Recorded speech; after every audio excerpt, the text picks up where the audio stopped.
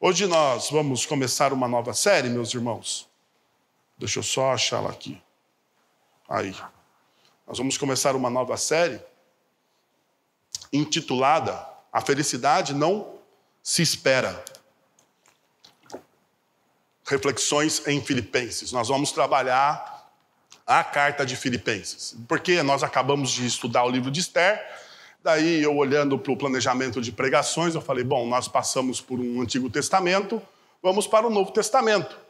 Eu pensei assim, vamos pegar uma carta paulina, né? Uma carta do apóstolo Paulo, né? Que seria mais fácil, mas eu estava enganado, né?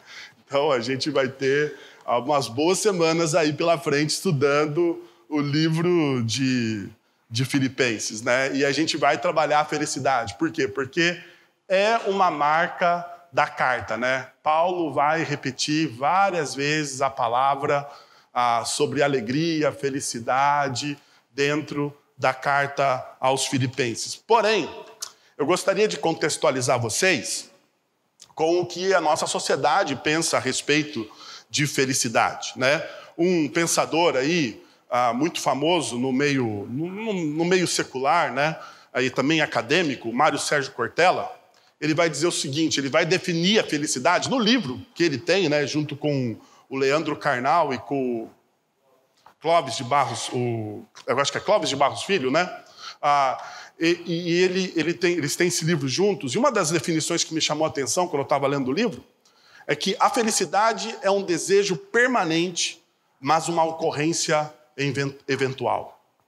Ele vai dizer assim, para mim, no que tange ele, né, na discussão sobre felicidade, ele vai dizer, olha, a felicidade para mim, o que eu entendo de felicidade, a felicidade é um desejo permanente, mas uma ocorrência eventual. E a pergunta que eu levanto, né, quando eu olho essa afirmação é, qual o problema dela? Qual é o problema que está por trás dessa afirmação? Primeiro, se a felicidade é um desejo permanente na nossa sociedade ou na nossa cultura secular, vamos empreender todos os esforços para conseguirmos realizá-las. Ela é um desejo permanente, né? E a gente percebe mesmo, dentro da nossa cultura secular, o marketing, a televisão e tudo aquilo que nós consumimos secularmente diz, você precisa ser feliz. Você precisa, né, empreender, colocar a sua vida, né, os seus esforços nessa busca infindável, incansável, né, insaciável de felicidade. E aqui está o problema da afirmação do Mário Sérgio Cortella. A felicidade é um desejo permanente. Se ela é permanente, ela é insaciável. Você não consegue satisfazer a felicidade do prisma do Mário Sérgio, do ponto de vista que o Mário Sérgio Cortella não coloca. Uma outra coisa é que se a felicidade, então, passa a ser insaciável, ela se torna em si uma espiral do desespero. Por quê? Porque você não consegue, você tenta, mas nunca está bom. Eu não sei se você convive com uma pessoa que nunca está bom. Nunca está bom.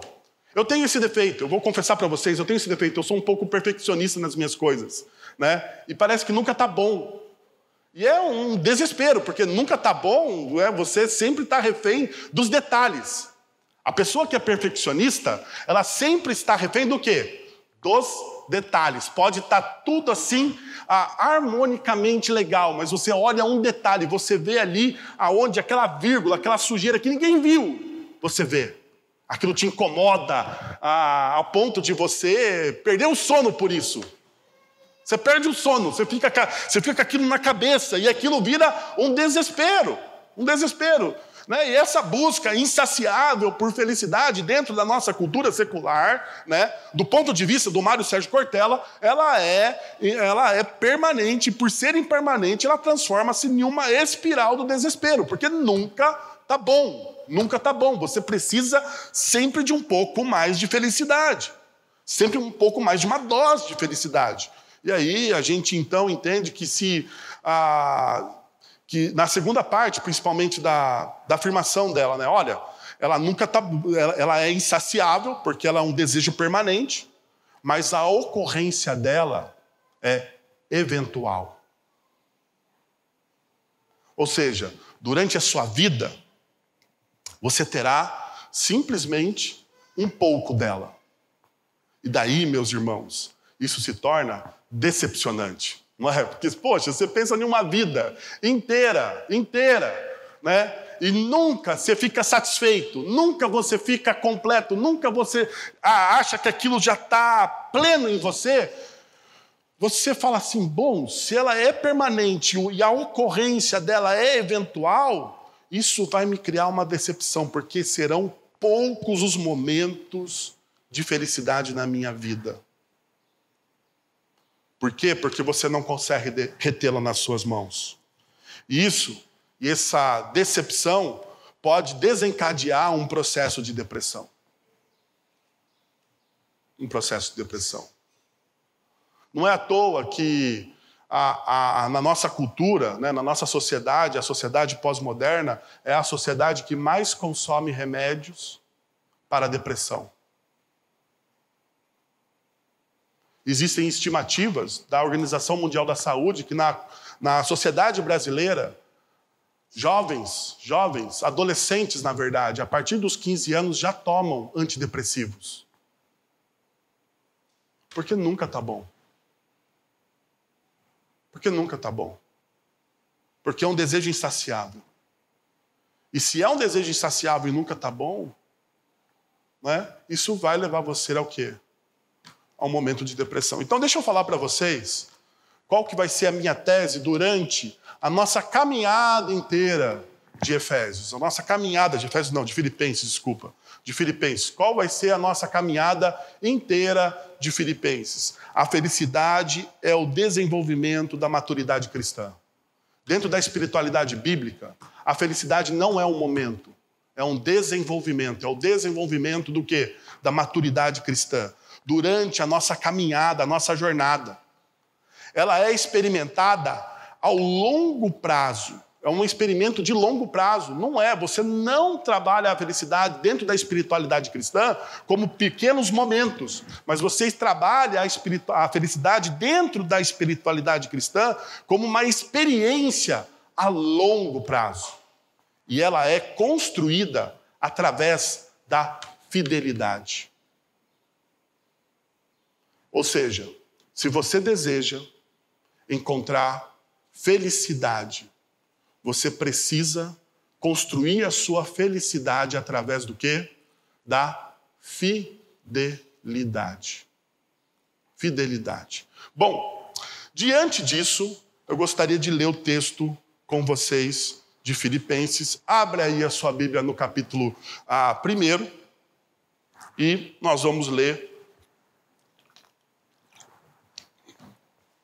o versículo 1 e o versículo 2, para começar a encontrar a felicidade aqui. Olha só o que diz Paulo aí no versículo 1 e no versículo 2 de Filipenses, que é tão importante para a nossa felicidade. Paulo e Timóteo, servos de Cristo Jesus, a todos os santos em Cristo Jesus, em todos que estão em Filipos, como os bispos e diáconos. A vocês, graça e paz da parte de Deus, nosso Pai, e do Senhor Jesus Cristo. Aqui começa a nossa jornada de felicidade. A pergunta, eu sei que você está pensando, né? Da onde vai sair, o que vai sair daí? Mas fique calma, não se turbe o vosso coração, eu vou te explicar logo. Primeiro, mas antes da gente explicar isso, deixa eu te dar um contexto da carta de Filipos. Deixa eu te mostrar um pouco como que é a cidade, melhor dizendo, a cidade de Filipos. A gente precisa entender, para a gente entender o que Paulo está dizendo, eu preciso, no mínimo, entender a cultura, a primeira dessa carta, a cultura para quem ele escreveu, a primeira pessoa que ouviu, que leu essa carta. Então, olha só, Filipos era uma cidade importante do Império Romano, considerada por seus admiradores como a pequena Roma. Filipos, ela tinha esse apelido, Pequena Roma, porque tudo nela também era extraordinário, como era na capital romana. Como a capital Roma, tudo era extraordinário. Então, Filipos, ela tinha essa característica. Filipos tinha uma localização estratégica, pois era a porta de entrada para a Europa. daqueles que vinham da Ásia. Então era uma porta de entrada, então era um grande caminho, né, de comércio. Os moradores de Filipos tinham, perceba, porque ela era considerada uma pequena Roma, os moradores de Filipos, né, era a única ocorrência isso na história antiga. Os moradores de Filipos tinham a cidadania romana.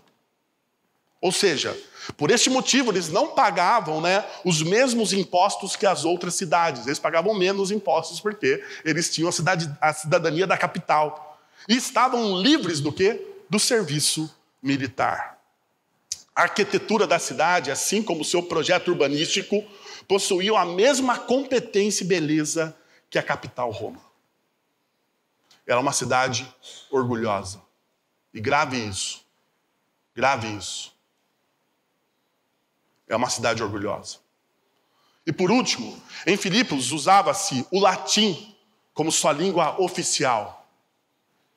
Olha só. Diferente do restante do império. Pois essa era a língua dos sábios, o latim era a língua dos sábios, dos entendidos, dos cultos, dos orgulhosos, dos filósofos. Qual que era a marca da cultura de Filipos? A cultura do orgulho. Nós somos melhores e diferentes de que todo o resto do império. Nós somos melhores e diferentes do que tudo que está à nossa volta, porque afinal de contas nós moramos em Filipos, a pequena Roma, a pequena cidade, a pequena Roma, aquilo que brilha, a cidade que é a porta para a Europa. Olha só que interessante. O orgulho não é uma marca distintiva dentro da nossa cultura também? Não é isso que muitas vezes, né, nós ouvimos por aí? Você é importante. Você é distinto sobre todas as coisas. Você está acima de todas as coisas. Pense em você mesmo, no seu coração, porque afinal de contas você precisa ser feliz. Essa é a marca da cultura de Filipos. Mas deixa eu voltar ao texto de Filipenses, né, do texto que nós estamos estudando e da onde a gente vai trabalhar alguns princípios muito importantes para a construção, lembre-se, para a construção de uma vida feliz. Então hoje começa uma jornada. Né? Então se você acha que você vai sair com o segredo da felicidade hoje daqui, engano seu. Engano seu. Né? Bom, olha só o que Paulo vai dizer aí em Filipe. Paulo e Timóteo, servos de Cristo Jesus, a todos os santos em Cristo Jesus que estão em Filipos, como os bispos e os diáconos. Eu não sei se vocês estão familiarizados com todas as cartas do apóstolo Paulo, mas aqui falta uma coisa na introdução de Paulo, que me chamou muito a atenção.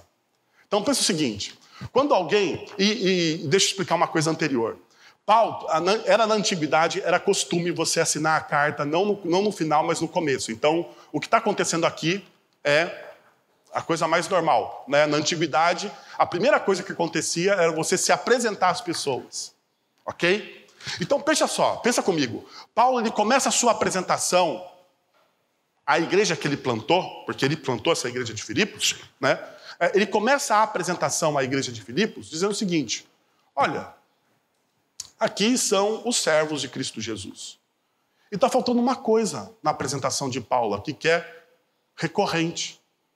Olha, se você olhar Romanos 1, 1 Coríntios 1, 2 Coríntios 1, Gálatas 1, Efésios 1, Colossenses 1, 2 Timóteo 1 e 1 Tito 1, Paulo vai dizer o seguinte, Paulo chamado para ser apóstolo de Cristo. Paulo não coloca em Filipenses a sua autoridade apostólica. E isso me chamou a atenção quando eu estava estudando o texto, quando eu estava olhando para esse texto, isso me chamou a atenção. Isso me chamou a atenção. Paulo ele não coloca no início da sua carta algo que era corriqueiro para ele.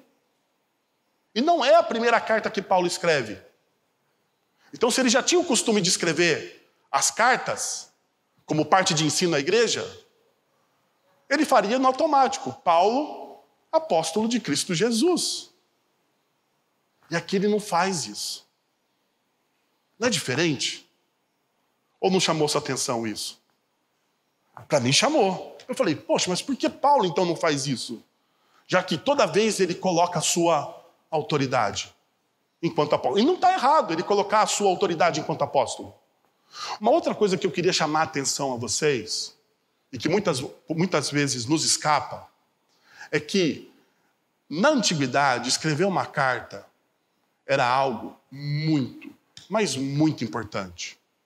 Muito importante. Por quê? Porque diferente de nós hoje da cultura, né, ocidental, pós-moderna, onde a comunicação é algo banal, a comunicação hoje é algo banal. Não é? A gente se comunica o tempo todo. Você tem um celular, um smartphone, você manda e-mail, você manda WhatsApp, você manda mensagem. Então você está nas redes sociais. A comunicação no nosso mundo de hoje é muito fácil. Mas no mundo de Paulo, a comunicação não é fácil. Não é fácil, não havia toda essa tecnologia, toda essa disponibilidade de coisas, de material. Então, aquela pessoa que iria escrever uma carta no tempo do apóstolo Paulo, ela deveria fazer o quê? Muito bem. Ela deveria fazer aquilo de maneira, assim, primorosa. Então, deixa eu mostrar para vocês o que Paulo nos ensina na sua introdução da carta.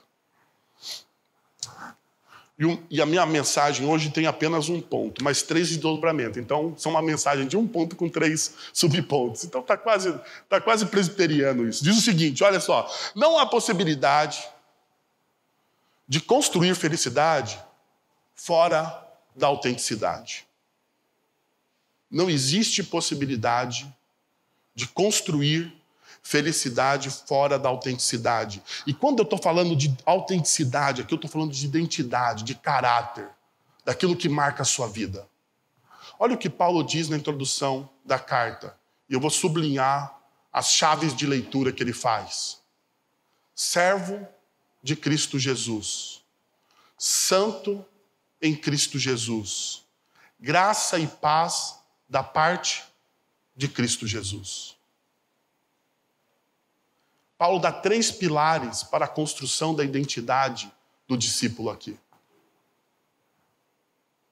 Se você quer ser um discípulo de Jesus, você precisa construir a sua vida sobre 3 pilares.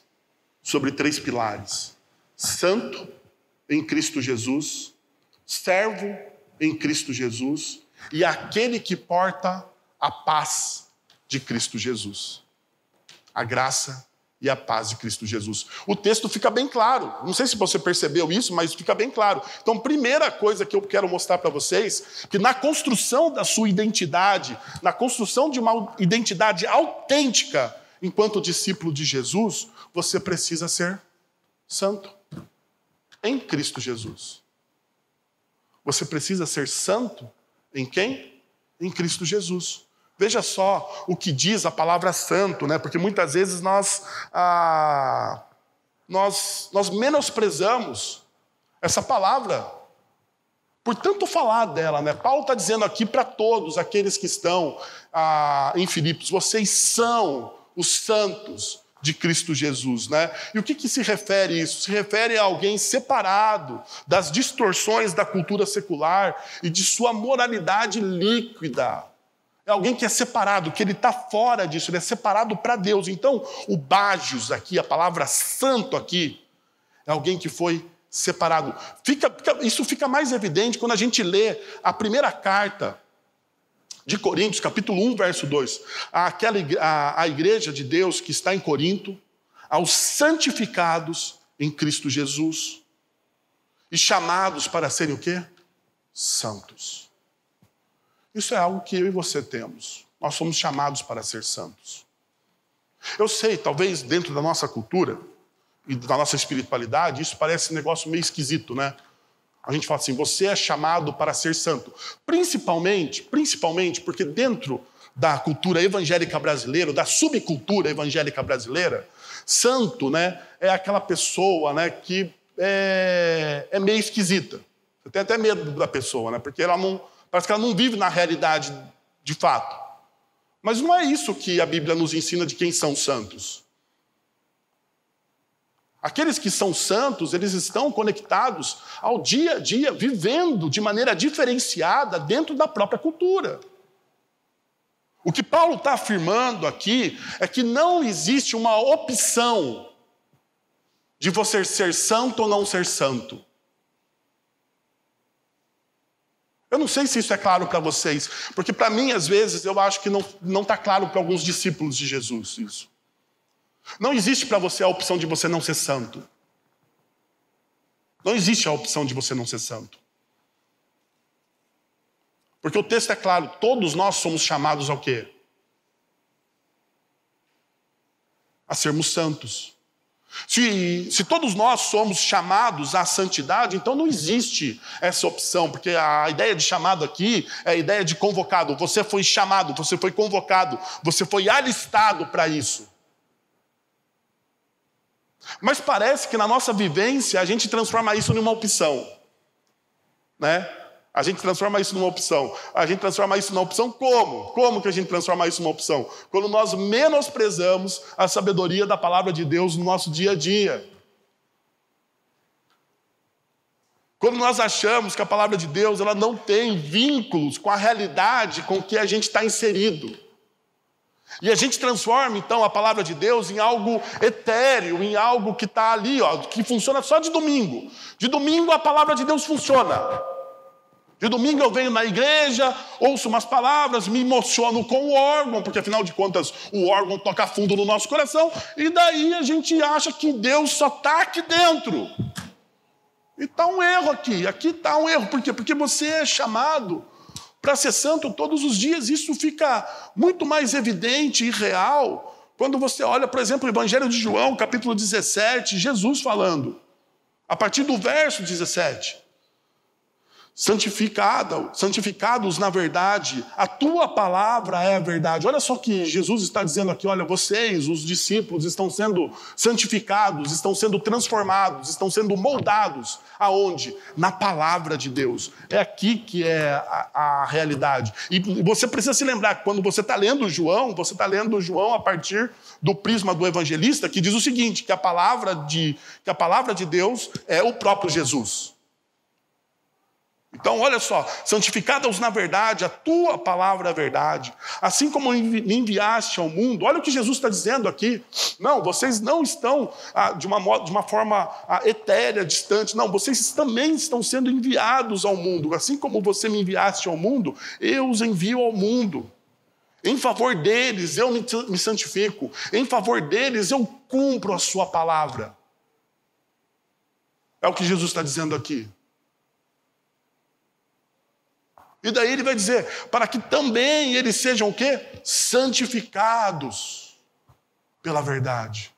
Que eles sejam transformados, moldados, trabalhados, reeditados no seu caráter por essa verdade.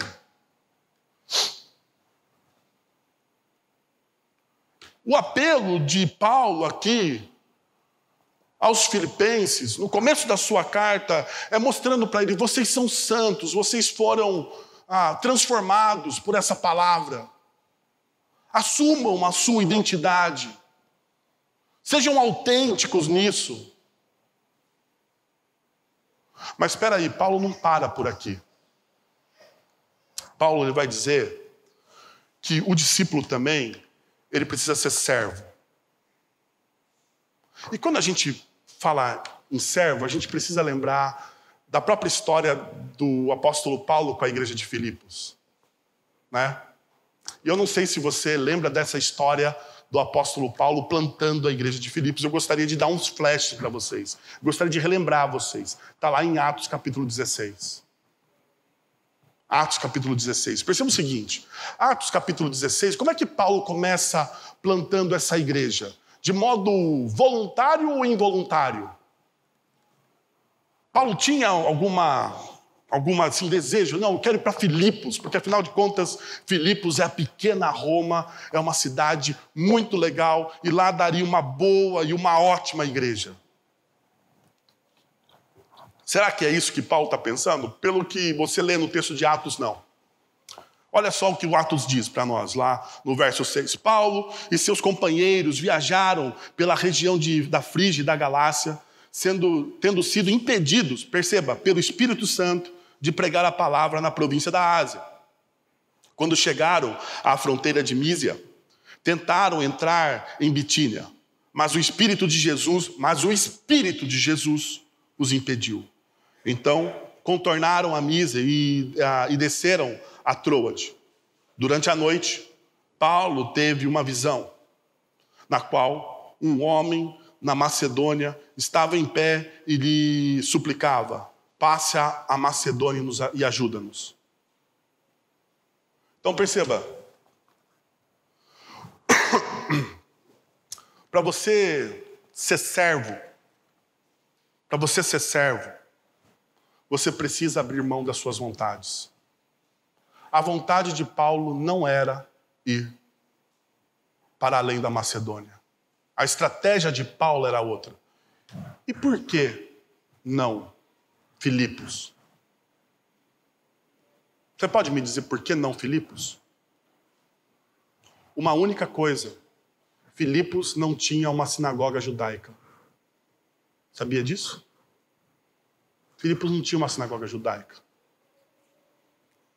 Pode perceber que a maioria das estratégias de Paulo, nas suas viagens missionárias, quando ele chegava em algum lugar, a primeira coisa que ele fazia era o quê? Aonde tem judeu? Para que eu possa pregar o evangelho de Jesus através do Antigo Testamento, anunciando que o Jesus que veio é o Cristo. E quando eles entendiam, né, que Jesus era o Cristo, ele começava o quê? Uma nova igreja naquele lugar. Era essa a estratégia, a primária do apóstolo Paulo. Mas em Filipos não tinha isso. Não tinha isso. Mas perceba então o que Deus faz na vida dele. Deus vai dizendo para ele: você vai para onde eu quero. Você vai para onde eu quero. E aqui está uma das características da identidade do servo. Se a identidade do santo é aquele que está separado, aquele que é santificado pela palavra, a identidade do servo está firmada na sua vontade. Na vontade não do servo, mas do Senhor. Do Senhor dele. Porque quando Paulo diz, olha, eu e Timóteo, servos de Cristo Jesus, ele estava usando a palavra doulos, ele está falando, eu sou escravo. Eu não tenho as minhas vontades. Eu não tenho as minhas vontades. As minhas vontades são as vontades do meu Senhor. As minhas vontades são as vontades do meu Deus. Agora, para um pouco aqui. O que nós estamos ouvindo, muitas vezes, dentro do meio evangélico brasileiro? Que Deus precisa realizar a minha vontade. Olha só que beleza. Você ora para que Deus faça o quê? A sua vontade. Não é assim que você ora? Senhor, eu preciso que isso fique melhor. Eu preciso que aquilo seja melhor. Eu preciso que tal coisa, eu preciso de tal coisa. Eu preciso que o Senhor me ajude a realizar a minha vontade.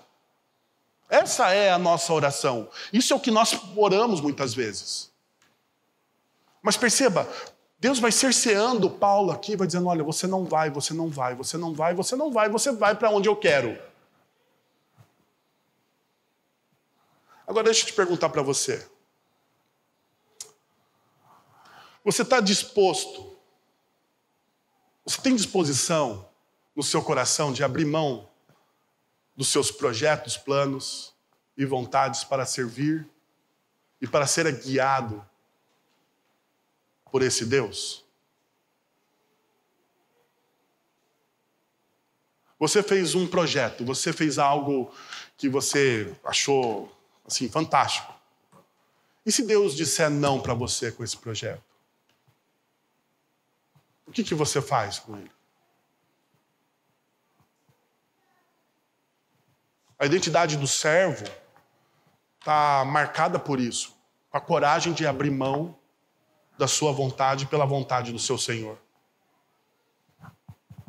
Por isso que Paulo vai dizer para a igreja: vocês são santos, mas nós somos servos. Vocês são santos, escolhidos, amados, cuidados por Deus. Vocês são separados por Deus, mas vocês também são servos. Santidade e serviço caminham juntos. E olha só, o texto não para ali, né? Quando Paulo chega em Filipos, ele se depara com uma realidade que não estava tão acostumado. Não encontra nenhuma sinagoga. E para fazer contato com as pessoas, o que ele faz? Ele vai encontrar um lugar de oração, diz o texto de Atos, capítulo 16, do verso 14 ao verso 34. Ele vai encontrar um lugar de oração. Então, o que isso significa? Significa que na antiguidade, quando não havia uma sinagoga, culturalmente os judeus iam para a beira do rio para adorar juntos. Então, quando o texto de Atos nos informa, olha, ele está indo para um lugar de oração, ele está pensando assim, bom, deixa eu ir no único lugar que talvez aqui eu encontre alguém que eu consiga falar sobre o Evangelho. E perceba, isso acontece. Ele encontra com quem? Ele encontra com Lídia. E ao encontrar com Lídia, ele fala do Evangelho, e o texto é bem claro. O Senhor abriu o coração de Lídia para receber o Evangelho de Cristo Jesus. E daí, quando Lídia recebe o Evangelho, o que acontece? Ela e a casa dela são transformadas. Olha que interessante. Transformação. E ela fala assim, não, Paulo, vamos lá para casa, porque a gente precisa ampliar esse negócio, nós precisamos continuar trabalhando. E Paulo, então, começa a pregar. Enquanto Paulo prega, alguns dias depois, ele encontra com uma menina. E essa menina aí está possuída por um espírito maligno que provavelmente dava adivinhações sobre o futuro. E nós podemos encontrar isso a partir do verso 18 do texto de Atos 16. Aquela menina possuída por um espírito maligno, ela era fonte de lucro. Para quem? Para os seus senhores, para os seus donos. Ela era uma escrava. E daí Paulo faz o quê? Paulo vai lá e expulsa o demônio. Ele expulsa o demônio e acaba com a fonte de lucro daqueles homens corruptos. O que acontece com Paulo? Ele é preso por isso. Mas pensa comigo. Paulo está disposto a fazer justiça apesar do fato de perder, mesmo que lhe custe o quê? A sua liberdade. Olha o que Paulo faz. Paulo vai lá, liberta uma mulher que era fonte de lucro para os seus senhores. Paulo fez algo bom? Você vai dizer para mim que fez. Paulo fez algo maravilhoso. A questão, então, é... Mas... o que lhe custou? Exercer justiça, muitas vezes, meus irmãos e minhas irmãs, custa para a gente algo. Exercer justiça, trazer libertação às pessoas, vai nos custar alguma coisa. E daí a gente caminha mais um pouco no texto e a gente vai perceber que Paulo ele é preso, açoitado. Por quê? Porque aqueles senhores, os donos daquela escrava, eles pegam Paulo e levam Paulo e Silas até as autoridades da cidade. E então eles são açoitados, vão para a prisão. E daí a pergunta é, o que Paulo faz na prisão? Paulo ele fica bravo, porque afinal de contas, veja só, ele foi para Filipos para quê? Quem mandou Paulo ir a Filipos? Deus mandou Paulo ir a Filipos, a gente vê isso bem claro. Deus manda Paulo ir a Filipos. Paulo então vai a Filipos e começa a pregar o Evangelho. Algumas pessoas se convertem. Paulo vê então uma injustiça sendo praticado, um abuso sendo praticado com uma mulher. Então Paulo livra aquela mulher do abuso. Ele faz um ato de justiça. O que acontece? Ele é preso. Deixa eu te perguntar uma coisa. Quando você faz algo bom, em nome de Deus, em nome de Cristo Jesus, e você é injustiçado pela bondade que você fez, qual é a sua atitude? Deixa eu falar para vocês uma coisa que eu ouço como pastor aqui na comunidade, ou em qualquer comunidade que eu pastoreei. Ah, pastor, eu não faço mais nada não, viu? Porque as pessoas só falam.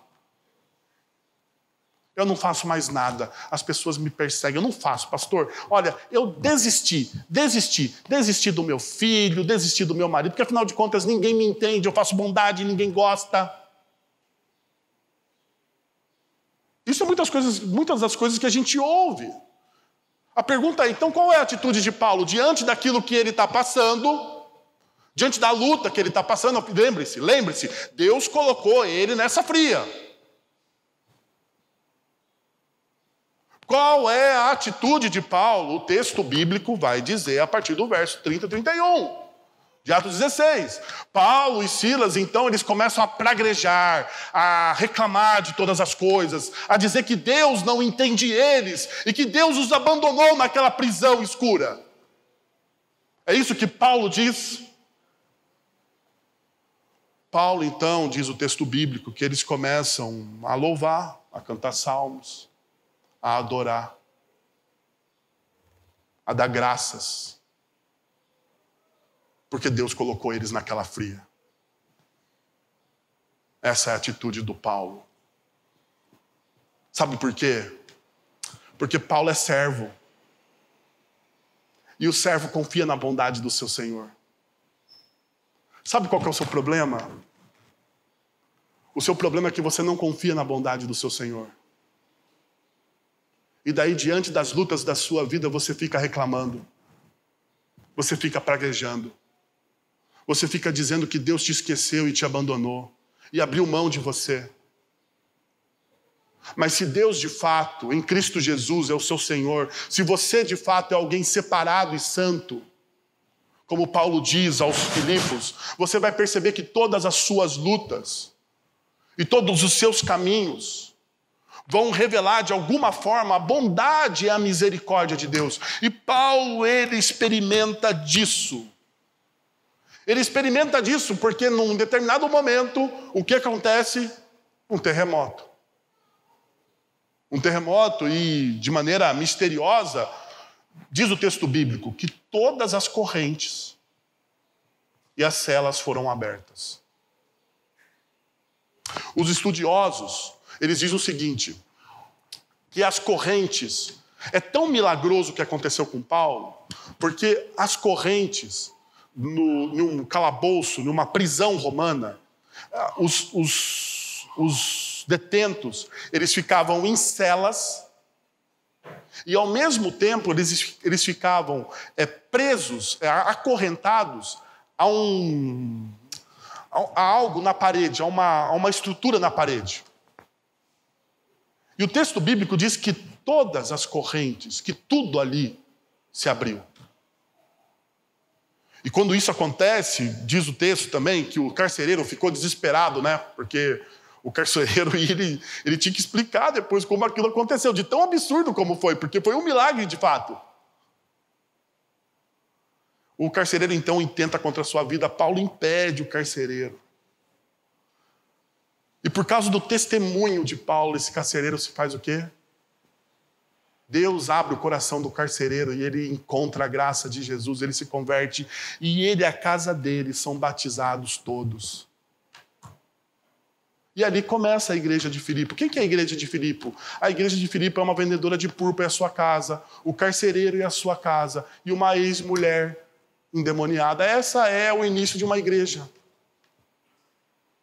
Agora, quanto custou para Paulo fazer isso? É a identidade do servo, meus irmãos. O servo, ele entende que o Senhor é o rei de todas as coisas. Agora, perceba o último pilar da nossa construção. O discípulo como portador. O discípulo, ele é servo. O discípulo, ele é santo. E por ser santo e servo, esse discípulo ele é portador da mensagem. E daí Paulo lhe fala para os crentes em Filipos: graça e paz da parte de Cristo Jesus. Graça e paz da parte de Cristo Jesus. Eu não sei se vocês entendem o quanto isso é profundo. Eu não sei. Sabe por quê? Porque tem coisas que acabam virando costumes, né, na nossa vida. Por exemplo, no meio evangélico, corriqueiramente, é normal a gente falar graça e paz para todo mundo, né? Ou quando o pastor sobe aqui e diz a graça e a paz de Cristo Jesus estejam sobre vocês. Sabe o que significa a graça e a paz de Cristo Jesus? Isso nos escapa também, porque a gente não entende. Graça e paz da parte de Cristo Jesus, ele tem a ver com o Antigo Testamento, que é o shalom de Deus. É o shalom de Deus. O que é o shalom de Deus? Qual que é a ideia principal do shalom? O shalom de Deus é Deus colocando em ordem a desordem do nosso coração. É Deus colocando em ordem a desordem do mundo. Então, quando o shalom de Deus vinha sobre alguma coisa, era Deus colocando em ordem a desordem. Então, quando alguém invocava o shalom, essa paz, essa graça e essa paz, esse shalom de Deus sobre a vida das pessoas, ele estava dizendo assim, olha, que tudo aquilo que está em desordem na sua vida seja colocado em ordem pelo reino de Deus. Porque é isso que acontece. Quando o reino de Deus chega na vida de alguém, aquilo que estava em desordem é colocado em ordem. Então você experimenta disso que nós chamamos de graça e de paz. Porque aonde há desordem, não há possibilidade de ordem, não há possibilidade de graça e de paz. Se o seu coração está em desordem, se o seu coração está perdido, como que você encontra graça e paz? Como você restabelece graça e paz dentro de você? Não existe essa possibilidade. Então o que Paulo está dizendo, olha, você é o portador dessa graça e dessa paz. Tanto é verdade isso que Mateus, capítulo 10, vai nos ensinar isso. Jesus vai nos ensinar isso. Ao entrar em uma casa, saúdem-no. Se a casa for digna, que a paz que está em vocês repouse sobre ela. Se não for, que a paz retorne para vocês. Olha só que interessante. A paz está sobre quem? Sobre os discípulos. E quando esse discípulo chega em algum lugar, a paz do reino chega. Você só pode dar algo que você tem. É uma verdade isso. Eu não vou me cansar de dizer isso para vocês. Você só pode dar algo que você tem. Se você não tem a graça e a paz, você não pode distribuir graça e paz. E tem gente que só distribui desordem. Não é verdade? Tem gente que só distribui desordem.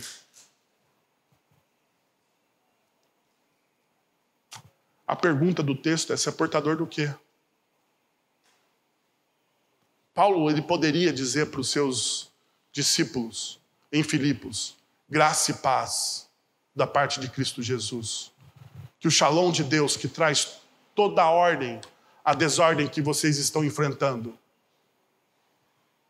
Que o shalom de Deus que traz significado, que ressignifica a luta de vocês. Tome conta de vocês agora. Paulo poderia dizer isso para eles. A pergunta que fica é se você pode dizer isso para as pessoas que estão ao seu lado. Se você pode dizer. Então, deixa eu te convidar a 3 movimentos. Na verdade, há um movimento que também subdivide em 2. Olha só. A sua identidade está firmada nestes 3 pilares: santo, servo e portador da graça e da paz. Você tem isso em você, a sua identidade é isso. Você é um santo em Cristo Jesus, você é um servo em Cristo Jesus, você distribui a paz de Cristo Jesus, a graça e a paz de Cristo Jesus. Olha só, Se você chegar ao final desse momento e disser, não faço isso, eu quero convidar você ao arrependimento. Você precisa se arrepender e recomeçar de onde você caiu. Se você tem a consciência e você diz, bom, ok, eu sou assim. Eu queria te pedir uma coisa como pastor dessa igreja. Engaje-se na missão dessa igreja. Engaje-se, então. Se você já é um santo, se você já é um servo, você precisa exercer isso, distribuindo graça e paz. Como? Engajando-se naquilo que Deus está fazendo na cidade, através da comunidade local. Vamos orar? Senhor, nós queremos te agradecer por tudo que o Senhor tem feito em nossas vidas, pelo teu amor em Cristo Jesus e pela tua graça, Pai. Quero te pedir, Senhor, que essas verdades, esses pilares, ó Pai, do caráter do discípulo, sejam construídos em nós, ó Pai, para que possamos experimentar uma felicidade a longo prazo, duradoura, inabalável, que vem através da tua graça e do teu amor em Cristo Jesus. Nos ajuda, Senhor. Derrama do teu amor sobre nós. É o que nós oramos. Amém. Vamos receber a bênção? Fique em pé, meu irmão e minha irmã.